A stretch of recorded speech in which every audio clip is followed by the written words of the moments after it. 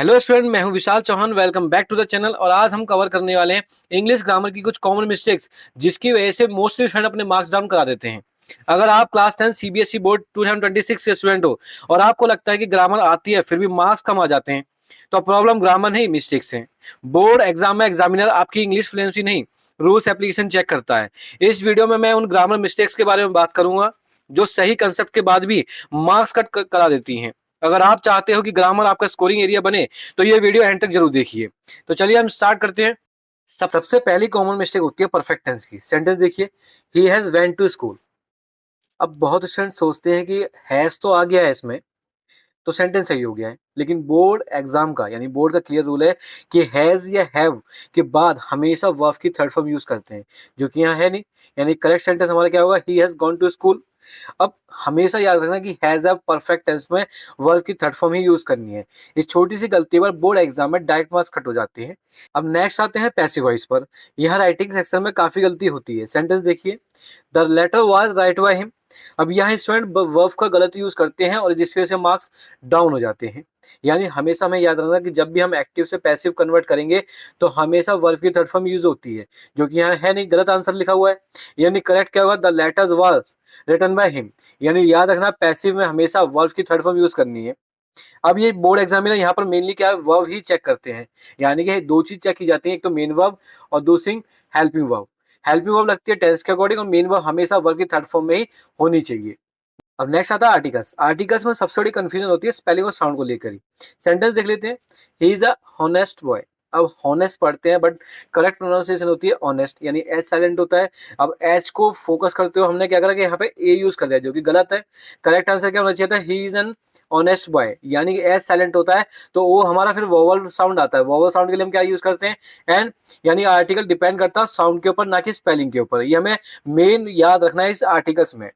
अब ये CBSE board का बहुत कॉमन और फेवरेट ट्रैप है, जिसमें मोस्टली स्टूडेंट फंस जाते हैं और मार्क्स अपने डाउन करा देते हैं।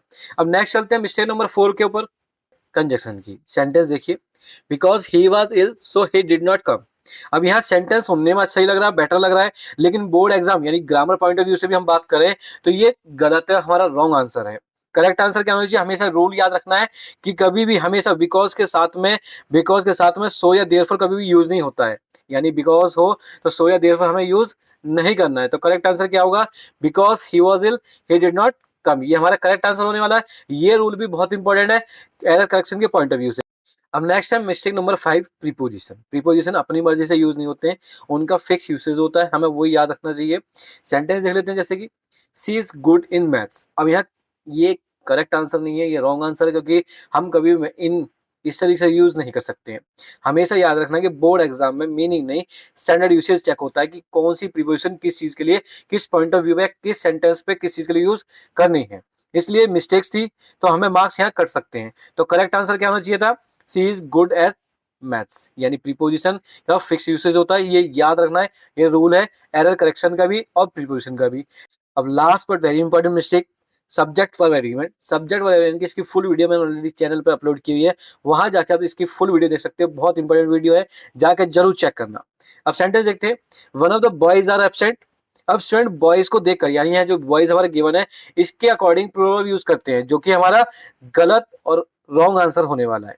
लेकिन सेंटेंस का मेन सब्जेक्ट कौन है, सेंटेंस का हमेशा याद रखना मेन सब्जेक्ट हमारा वन ऑफ है, ना कि बॉयज। तो यानी करेक्ट आंसर क्या होगा, one of the boys is absent. Board examiner हमेशा मेन सब्जेक्ट यानी जो हमारा इसमें मेन सब्जेक्ट होगा उसी के अकॉर्डिंग वर्ब लगेगी और वही चेक की जाती है। तो हमेशा याद रखना वर्ब एग्री करती है वन के साथ, ना कि दूसरा कोई अदर सब्जेक्ट है उसके साथ में।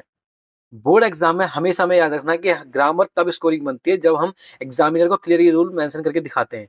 गैस ओवर कॉमन इंग्लिश में या ओवर थिंकिंग से हमेशा बचना है। अगर आप क्लास 10 सीबीएसई बोर्ड 2026 के लिए सीरियसली प्रिपेयर कर रहे हो तो चैनल को फॉलो जरूर करना है। यहाँ डेली शॉर्ट्स और लॉन्ग वीडियो सिर्फ सीबीएसई बोर्ड एप्स के लिए आते हैं। वीडियो यूजफुल लगी हो तो अपने क्लास फ्रेंड्स के साथ जरूर शेयर करना है।